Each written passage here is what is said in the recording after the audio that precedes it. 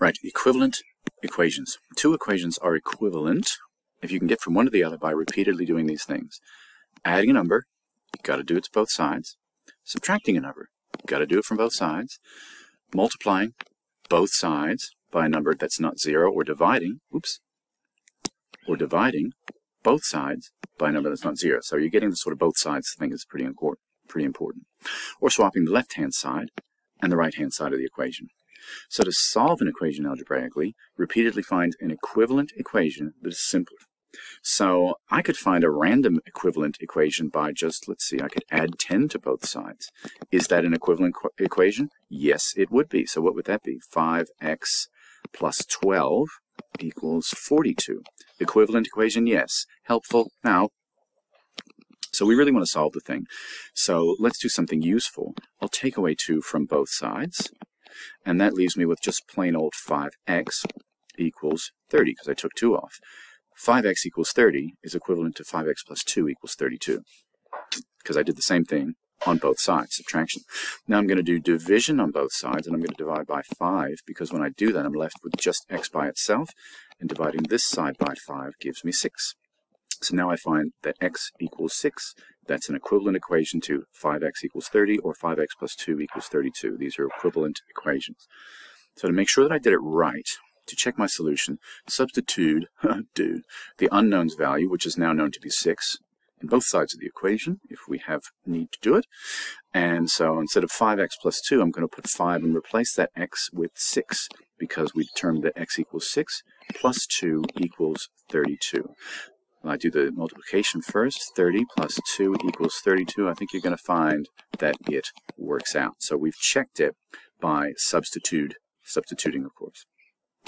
Now we're going to solve the following equations algebraically, and we'll check our solution by substitution. So x minus 4 equals 16.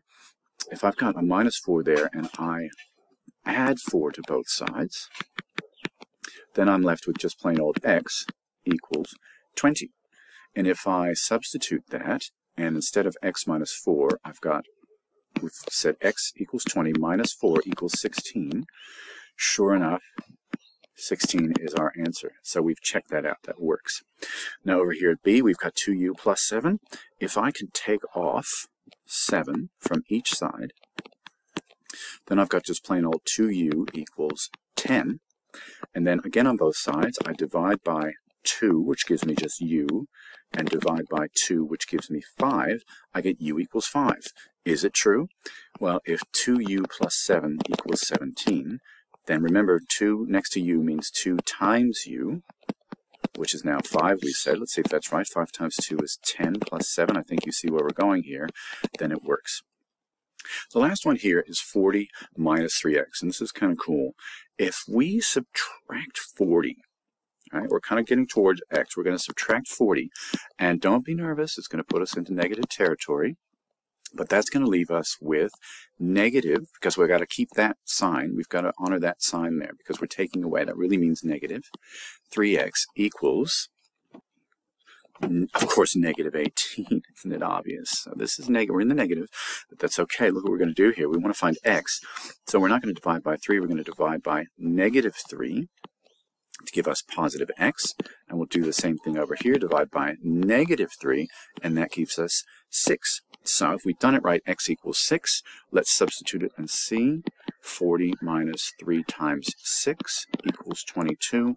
40 minus 18 is 22, and as my calculator tells me, this much is true.